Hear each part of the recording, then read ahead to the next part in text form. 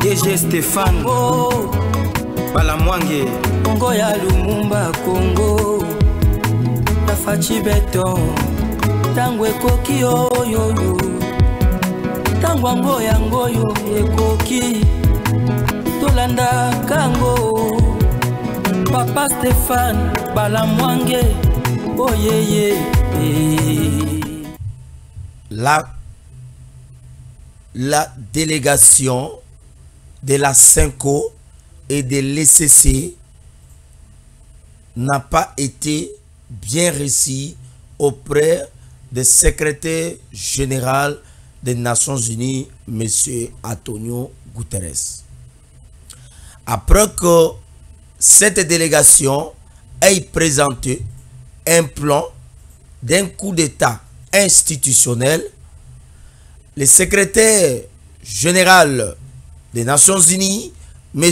Antonio Guterres, n'a pas apprécié la demande et la démarche menée par le prélat des catholiques et de l'ECC.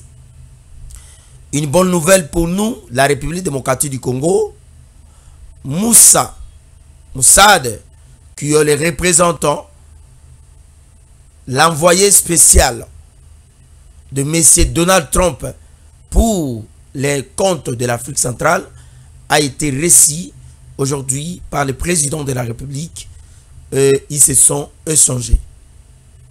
Une autre bonne nouvelle est que les Wazalendo, après la ville de Walikale centre, ainsi que de Nyangezi, les Wazalendo promettent de libérer les territoires de Massissi dans son ensemble d'ici 48 heures et accorde aux éléments d'IM23 à l'armée rwandaise qui occupe illégalement cette partie de la République démocratique du Congo 48 heures afin de libérer les territoires de Massissi.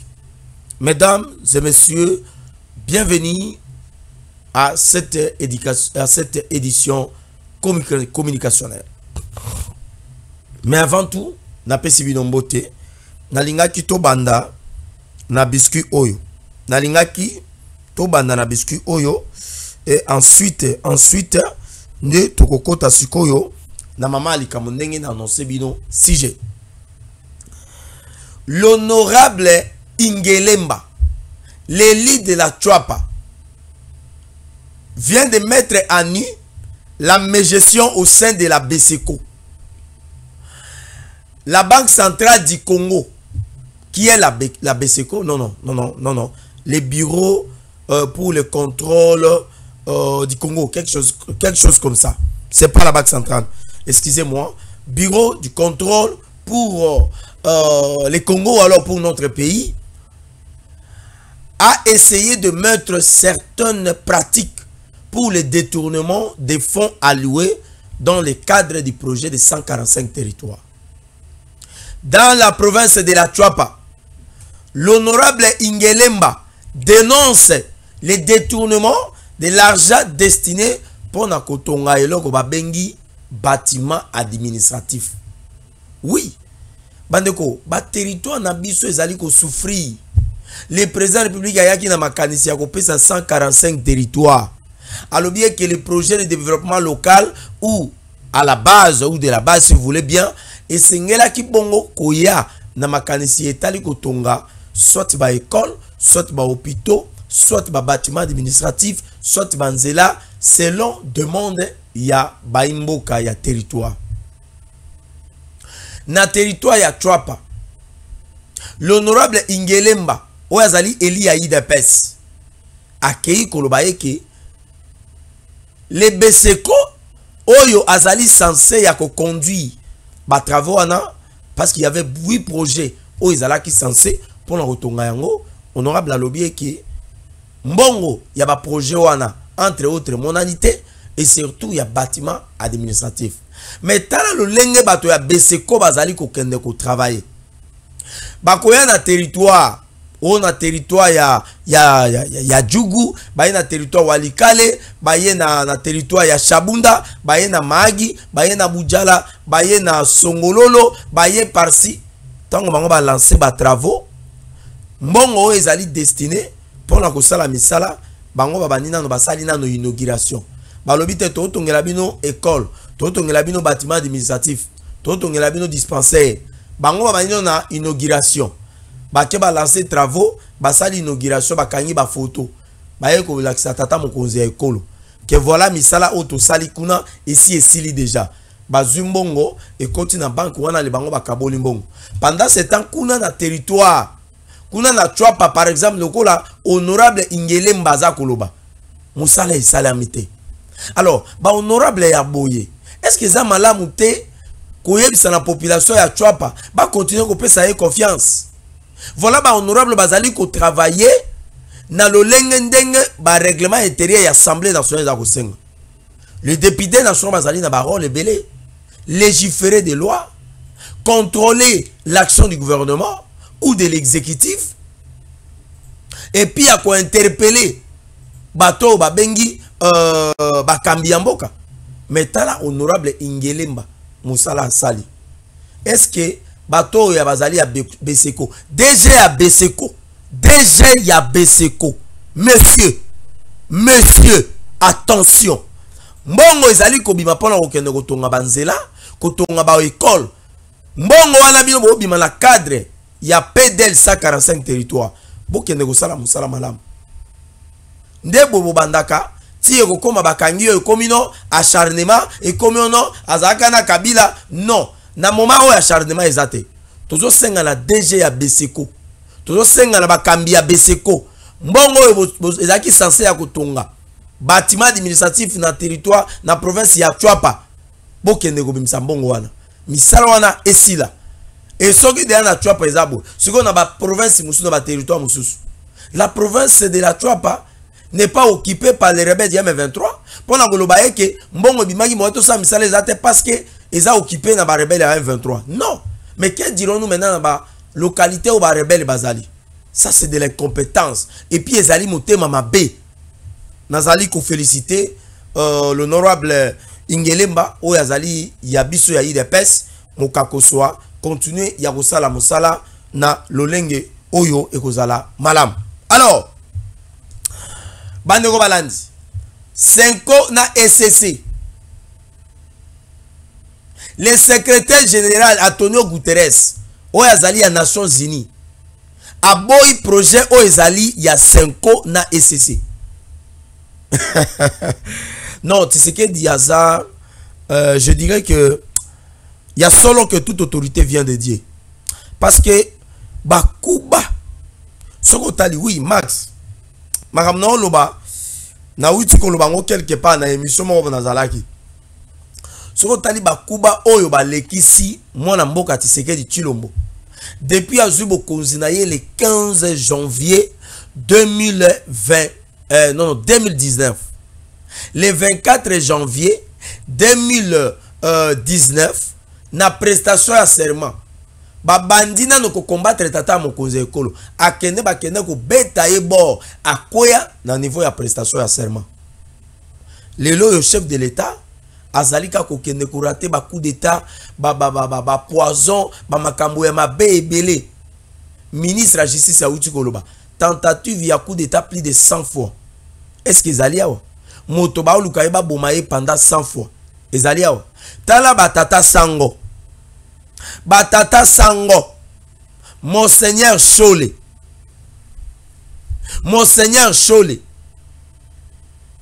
na bakambi o bazali ya lingomba ya SCC bakei ko proposer et pas Antonio Guterres bayebisi non biso tozali na pacte na biso ezali ya social pour la paix. Pacte social pour la paix tozali na makanisiye ke Tshisekedi alongwa chef de l'état tout ça la transition ça Tshisekedi to organiser ba élection après 2 ans na ko bongisa mapona miwana nde to ko senga na bakambi ba oyo bakima mboka bato bakima mboka ezali régime ya Tshisekedi ne bakimisa bango na mboka ozui tata mokonzi ya ekolo ya kala Joseph Kabila Kabange oyo akima mboka de la manière la plus discrète ozui Katumbi oyo lelo aza na États-Unis moi bazonga Congo ezate parce que régime ya Tshisekedi moyen basa elaye mosala malamu ezate moyen batika bango libre ezate yango biso tomoni ke tout ça la pacte o ezali ya paix sociale et puis pour ezali ya ba organisation ya makambo etali le développement et puis à cause la bonne gouvernance pour la République démocratique du Congo. Antonio Guterres a tali bango alobi mais vous ne savez pas que les États-Unis d'Amérique azali na démarche ya ko signer ba accord na République démocratique du Congo. Antonio Guterres a dit bango alobi moi na mobali wana so ezalaki que il fallait entrer na makambo etali ko bomaye déjà alingaki atika bokonzi. Antonio Guterres a ké musika ko yebisa bango ke aujourd'hui les M23 azali ko sala nyonso azali ko sala. Mais est-ce que vous comprenez pourquoi les M23 jusqu'à présent azali ko avancer? Est-ce que vous allez comprendre yango? Antonio Guterres avait loué armement aux Israéliens à Batomboki M23. Alors, aucune armée du monde, aucun mouvement rebelle, aucun groupe armé, même aucune armée d'un pays a coquille le pour faire face na ba arme aux Israéliens sophistiqués, il y en a ni ba rebelle, il y a M23. Antonio Guterres a yebisi batata sango alobi projet nabino eza projet moko esengeli bo réfléchir malamu. Ezali projet moko esengeli bo réfléchir malamu parce que les États-Unis d'Amérique à mettre d'abord en difficulté ba organisation au ezali régionale, au ezali sous-régionale, même ba parti politique belé à opposition, voire même société civile. Au ezali à République démocratique du Congo. Les États-Unis d'Amérique position au yazui. Ezali déjà qu'on mettre bango en difficulté. Mais ils ont mettre bango en difficulté ndengeni. Landa n'a expliqué yo. Landa n'a expliqué yo. Landa n'a expliqué yo.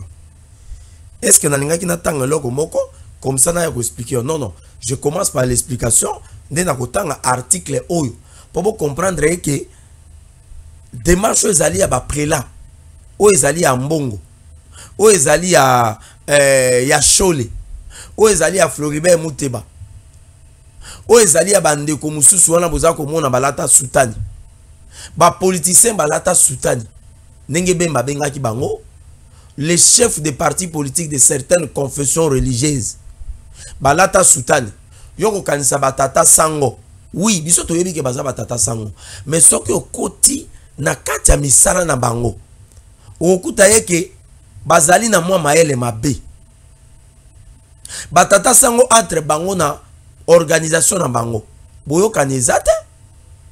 Mais soki bango déjà boyokani eza te ndenge nini baza kolunga kokende ko mettre ensemble ba acteurs politiques congolais autour d'une table.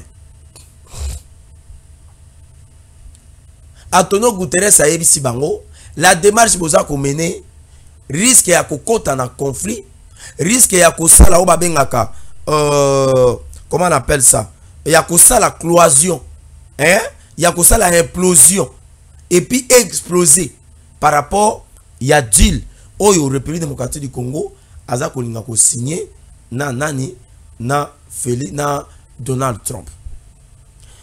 Antonio Guterres a yebisi bango d'ailleurs ezali na envoyé spécial na conseiller principal les représentants principal oyo azali à Afrique na pembeni ya Donald Trump azali koya na niveau ya République démocratique du Congo. Mais c'est Moussad oyo na délégation américaine. Max, est-ce que tu as une photo wana? Est-ce que tu as une photo ya envoyé spécial ou azali au représentant, n'est-ce pas? Au représentant où azali ya États-Unis d'Amérique, n'est-ce pas? Na niveau ya compte ya Afrique. Est-ce que tu as une photo na bango? Est-ce que azali? Merci beaucoup. Sunga biso na photo bandeko ba koka kotala. Ezali photo oyo apesa nimbote na chef de l'État ou bien ezali photo ba vandi ensemble. Attention. Ezana ba photo muso ezali wana ezali ya Johnson Romy Johnson. Ba photo na il faut pas qu'on l'accès yango bandeko. Alors, ayebisi bango, voilà les représentants particuliers principal. Il y a Donald Trump pour le compte de l'Afrique.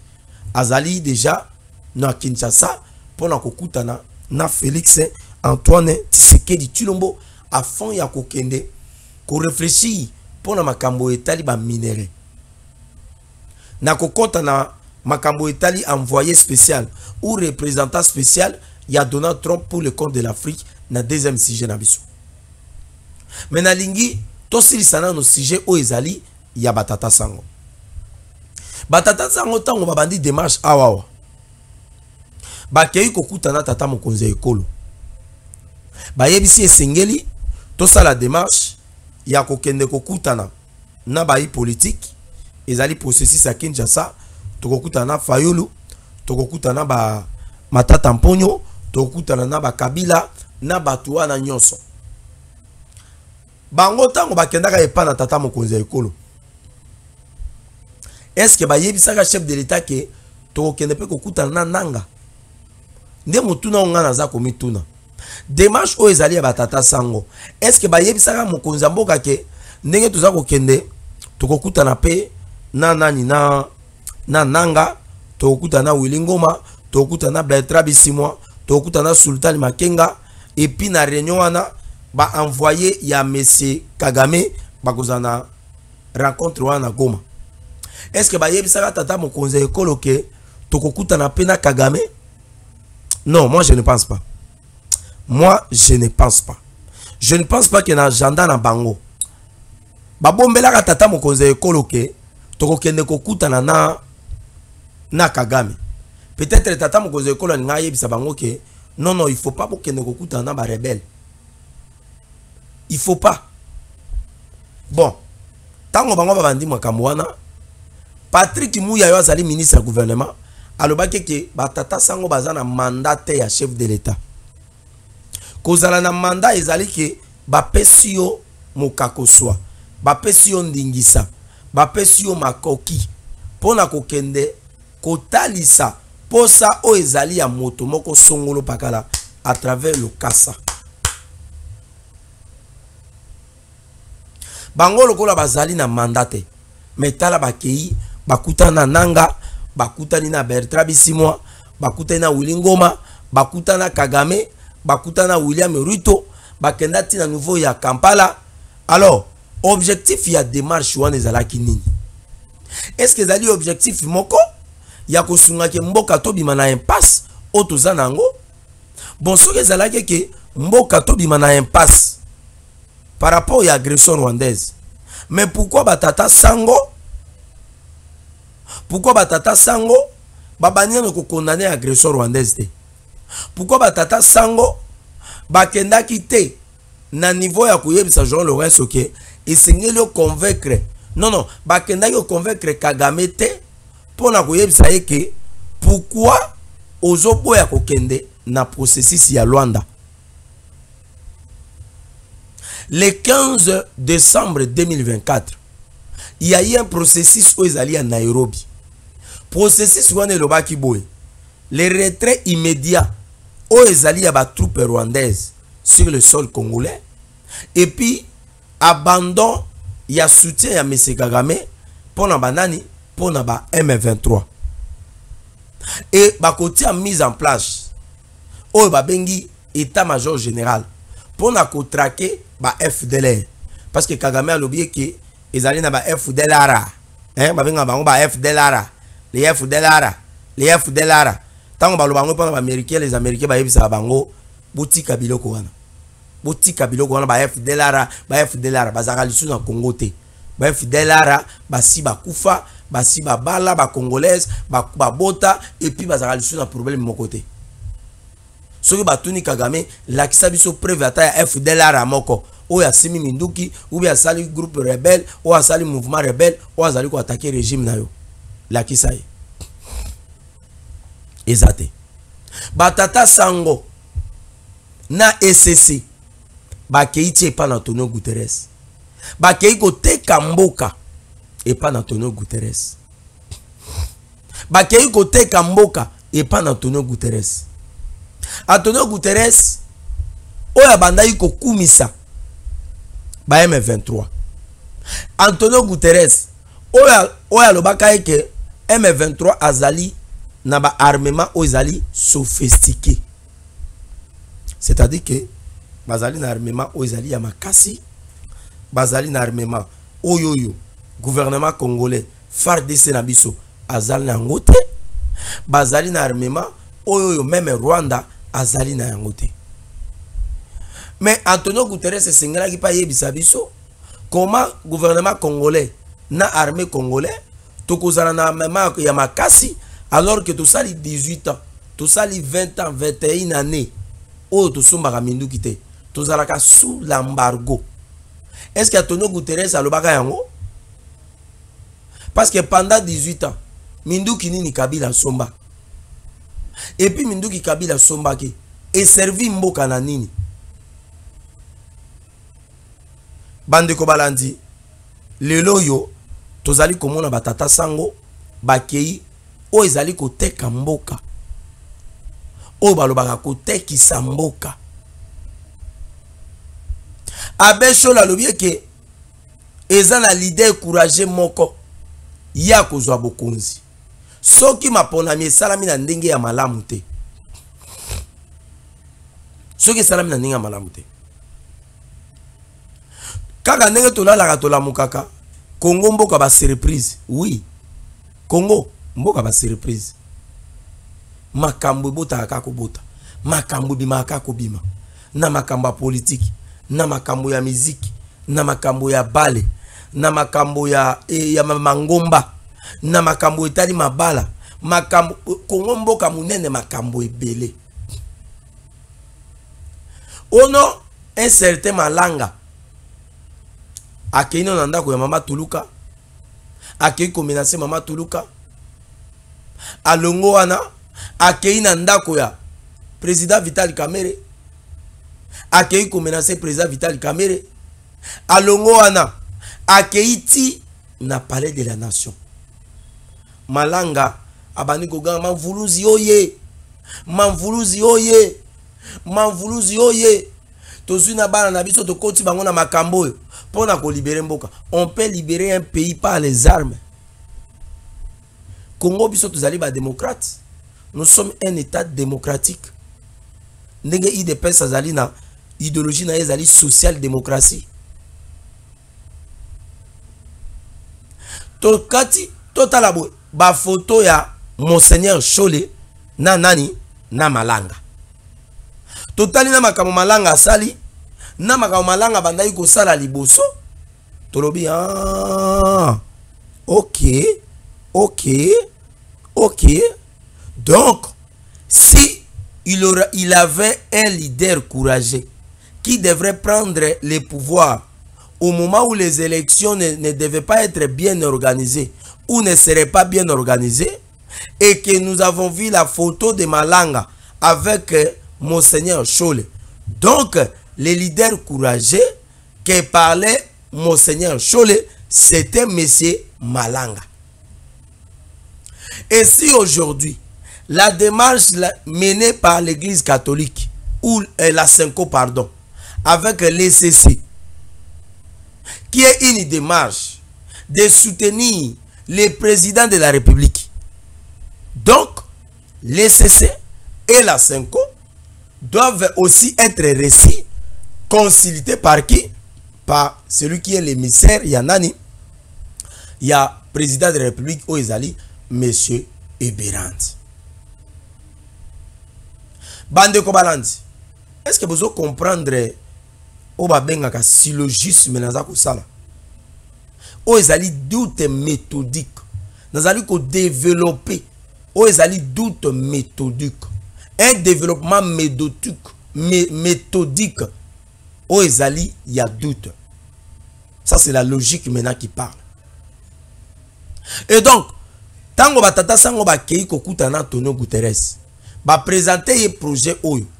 Elingi koloba ke projet oyo batata sango bazanango ezali projet diabolique. Ezali projet moko sorcellerie. ezali projet ya malamu te baimboka bofungola miso. Ezali projet oyoyo nazo senga na maître Gims. Nazo senga na Gims fungola miso batata sango ba na projet ya mabe pona mboka. Peuple congolais. Projet batata sango bomona ba ko tambolaka. Ba ke ko kutana meme na batu ba bomi ba ndeko na biso na Goma. 9000 personnes ba kufi mokolo M23 na armée rwandaise ba koti na Goma. Carnage et salami na ville de Goma. Na ngumba ya Goma. Batata sango ba ke ko kutana na Kagame. Kagame a ebisaki bango oui. Démarche na bino louable, mais c'est déjà tard. Parce que notre guerre, c'est une guerre de vie ou de mort. C'est-à-dire, la guerre yassi, ya servi. Bandeko balandi, Antonio Guterres a yebisi bango, bozonga na Kinshasa, bokene ko présenter rapport na bino, et pas na mokonzi ya mboka, yenda zali censé, ya kozwa ba disposition, ya kozwa ba orientation. Pour pasteur Kakenza lobaki yango, que nos démarches à batata sango, ils allaient prendre ko longo la tisike du chef de l'État na tête ya mboka. Ba pousser na démission, toke na transition sans chef de l'État, sans Tshisekedi. Bandeko balandi, est-ce que likambo ya boy? Bino bo votaki tata mokonzi ya ekolo. Pona sala mandat na ye ya 5 ans. 5 ans na no esilité. Kabila zui nanga, apesi minduki, apesi mbongo, apesi na orientation. Kabila formé nanga na butu butu na kingakati awa. A formé nanga na Kashamata. Tango formation esili atindi nanga akende ko sala biloko nyonso nanga za ko sala wana. Donc tolobi ke Antonio Guterres a rejeté oyo ezali démarche ezali mené et pas na batata sango. Na banza eke mikolo eza koya bakoya bango pe bakozala consulter et pas na nani pas na ebe eberand. Soit bakozonga liso pa na mokonzi ya mboka pona ko présenter ye le lenge nini batamboli, le lenge nini bakoki. Bandeko balandi. Na yebisaki bino ke une très bonne nouvelle. Tozali na bonne nouvelle mi balé. Bonne nouvelle à liboso. Ezali que Monsieur Moussa, oyazali représentant spécial pour le compte ya Africa. Ye akutani bongo tata mokonzi ya ekolo lelo. Kokutana bakutani ba sololi. Mais toyoka eloko nini Monsieur Moussa oyo a alobi yango et nde tokozonga na sima pona koluka comment to avancer. Nous allons lire. Nini Monsieur Moussa alobi.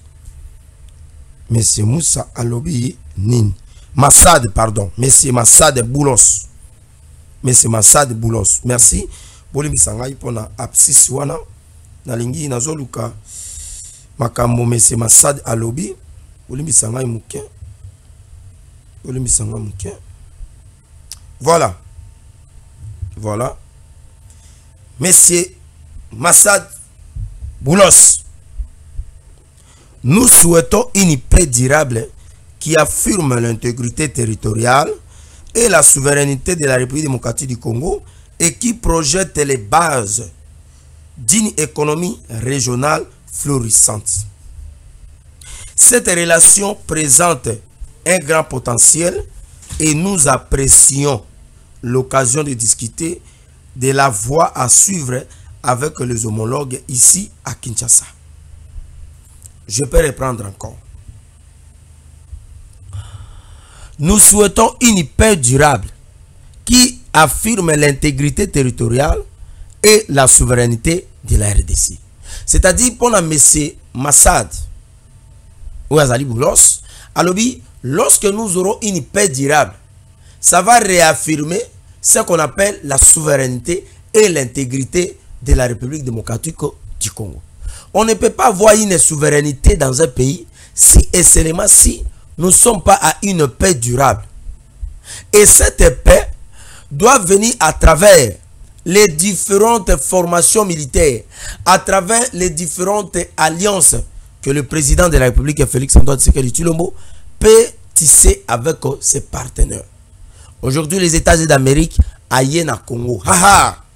Na lo bata ndenge ndeko na ngai kalo jaloba. Hey! Oh! Naganga ta ndenge agangaka. Mais c'est ma sade aye alobi makambo nyonso. Alobi isusu nini?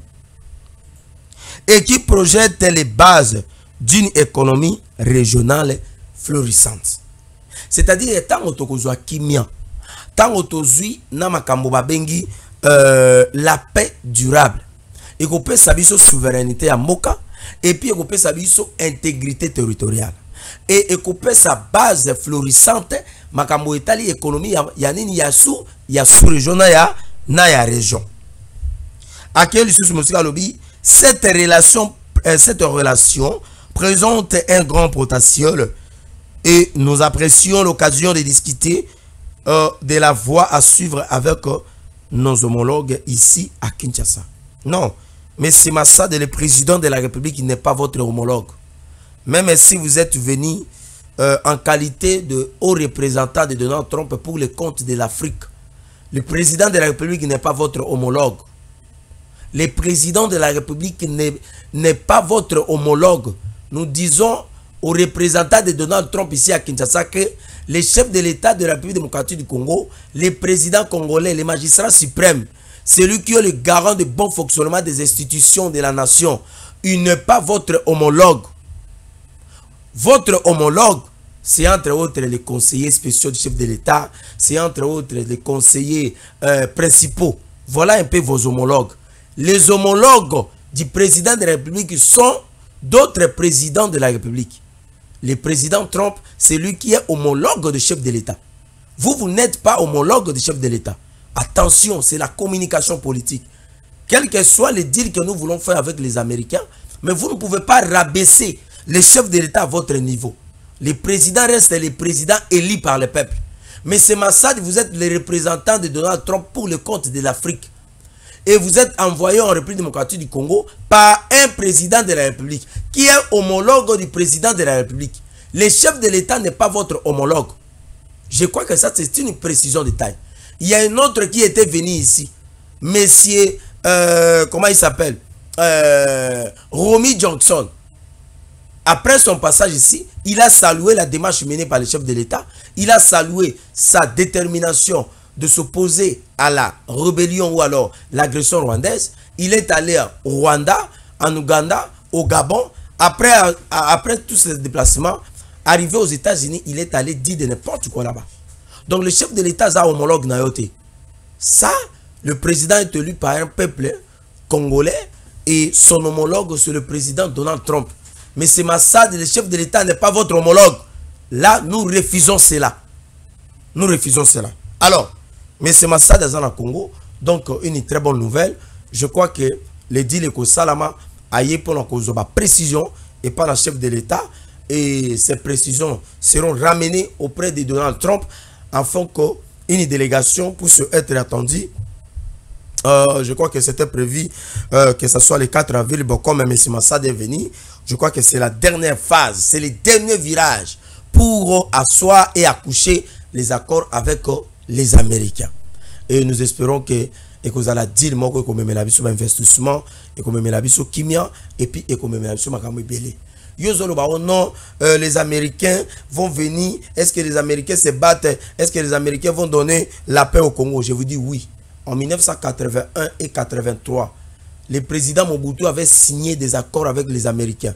Après avoir signé des accords avec eux, ils étaient venus investir au Zaïre à l'époque. Et ils avaient amené leur base logistique à Kamina. Allez consulter l'histoire, vous allez comprendre que ce n'est pas la première fois qu'il y a les accords entre les États-Unis d'Amérique et la République démocratique du Congo, qui est le Congo ou alors qui était les Zaïre. Même Joseph Kabila a eu les accords avec les Américains. Après, il est allé signer avec les Chinois. Donc, les accords se font dans ce sens. Bandeko Balandi, bonne nouvelle, monsieur Césaré, que Wazalendo va récupérer ma Obabengaka Walika le centre. Va récupérer en haut, Babengani ba M23. Walika le centre est désormais entre les mains de Wazalendo ainsi que na Far de Senabiso.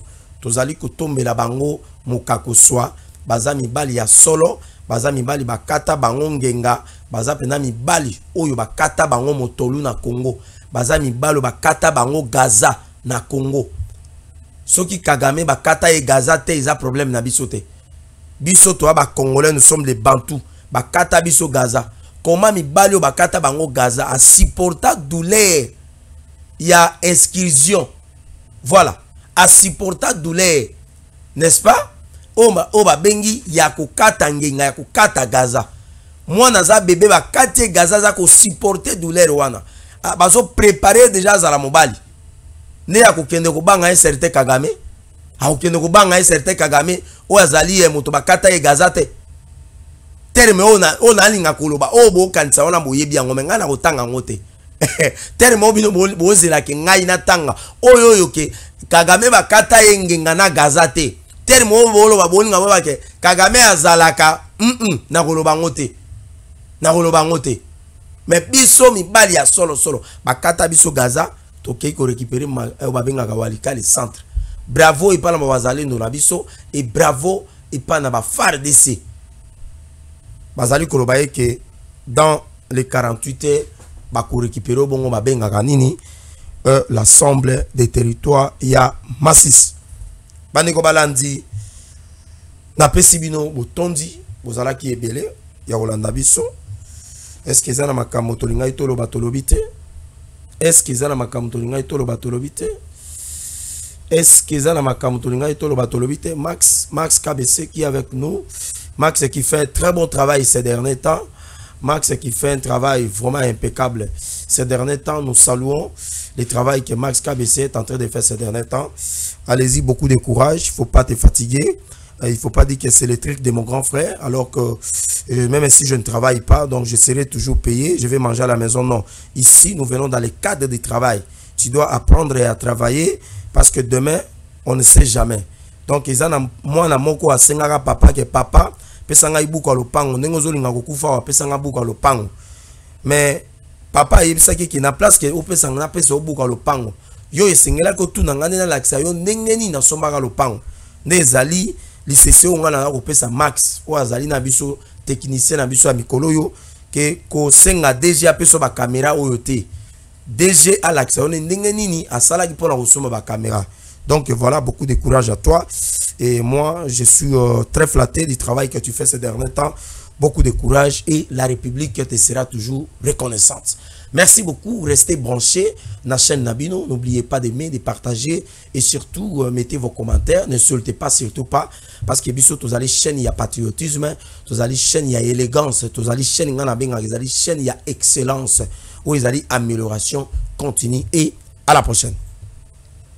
Stéphane Balamwange Congo ya Lumumba Congo Fachi beton Tango ekoki yo